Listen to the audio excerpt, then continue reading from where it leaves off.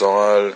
J'aurais une petite interrogation sur les affaires de mœurs qui défrayent la chronique depuis quelque temps.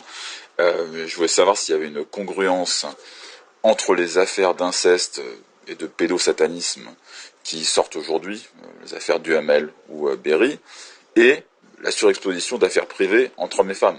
Par exemple, la vie sexuelle de PPDA au XXe siècle semble au moins aussi importante que les affaires de pédosatanisme de Jane Manson ou de Richard Berry.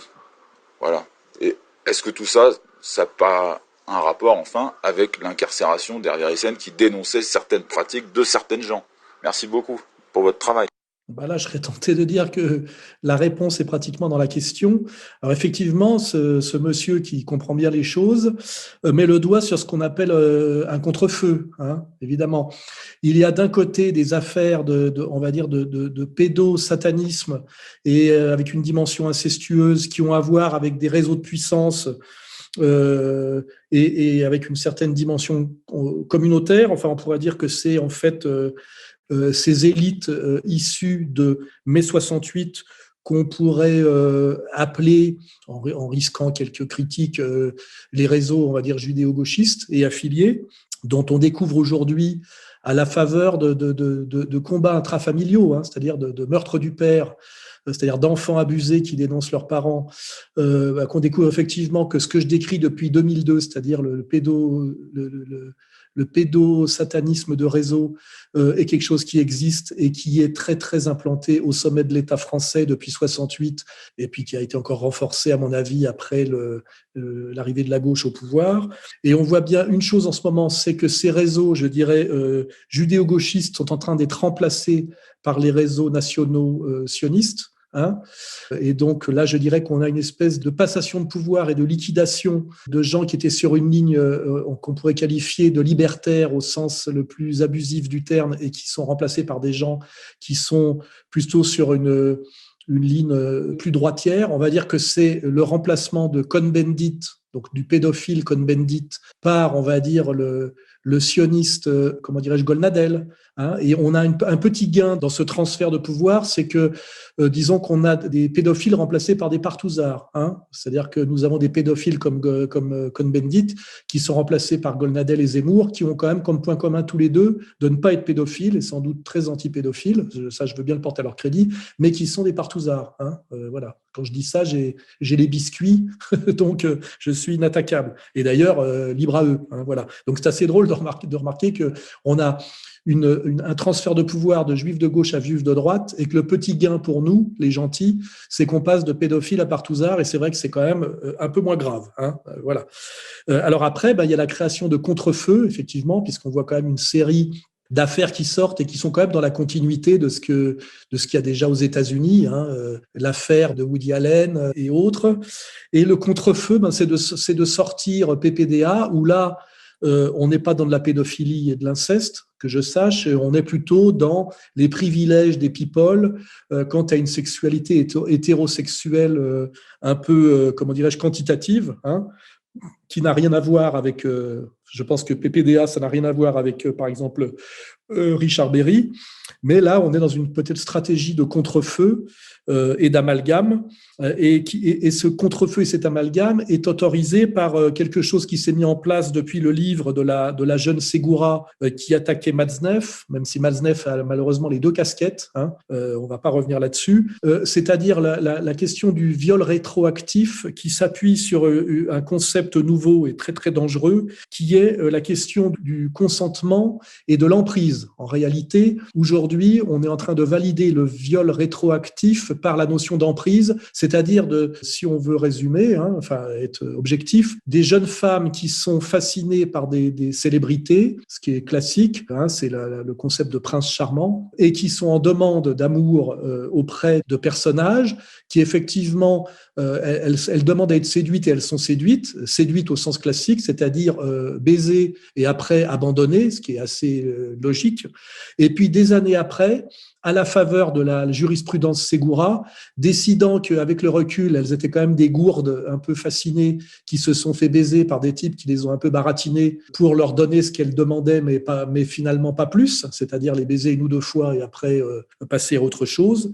On a donc l'exposition de la vie intime et passée de types comme PPDA, traité de violeurs, ce qui me semble totalement abusif, d'autant plus que moi je l'ai côtoyé plusieurs fois dans des salons du livre, et je peux vous dire qu'il y avait des files de femmes et de jeunes femmes qui faisaient la queue pour se faire baiser, et le principe de PPDA, avec qui je discutais parfois dans les salons du livre, c'est qu'il baisait une femme différente chaque jour le soir, ce pourquoi d'ailleurs il faisait un jogging de 7 km tous les matins pour être en forme. Et je vous dis, il n'a jamais eu besoin de violer ou d'insister. Elles étaient demandeuses. Hein. C'est un peu la même chose que Tariq Ramadan, à part que PPDA est un breton qui n'a pas jamais professé d'interdit sexuel lié à la religion. Donc, il n'est pas en porte-à-faux par rapport à son idéologie, on va dire, alors que le problème de Tariq Ramadan, qui avait les mêmes pratiques, c'est qu'il était en porte-à-faux avec son idéologie, qui sont les valeurs de l'islam, bien que selon la loi française, normalement, il est inattaquable. Il est attaquable sur le plan moral, mais pas sur le plan pénal. Voilà, hein, si on veut être clair. Donc, effectivement, ces contre-feux aujourd'hui permis par la bêtise et la violence et la haine féministe permet effectivement de confondre PPDA et Richard Berry, on va dire, hein, pour simplifier, hein, ou PPDA et Cohn-Bendit, et ça masque effectivement un sujet plus profond qui a été traité par Rissen depuis des années et qui lui vaut, à mon avis, son incarcération abusive, et qui a été traité récemment de façon plus, je dirais, juridique et moins attaquable par Viguier, sur effectivement les liens qu'il y a entre l'endogamie, les civilisations plutôt sémitiques et, l'inceste et la pédophilie par rapport à l'exogamie beaucoup plus radicale des sociétés qu'on peut appeler ariennes. Hein, voilà. Et, pour l'illustrer simplement, n'oubliez pas que ce qui fonde le freudisme, c'est-à-dire l'idéologie freudienne, ce qu'on appelle la métapsychologie freudienne, c'est l'Oedipe. Et l'Oedipe freudien dit bien que chaque enfant rêve de forniquer avec son ascendant de sexe opposé et de tuer son ascendant de même sexe. Hein.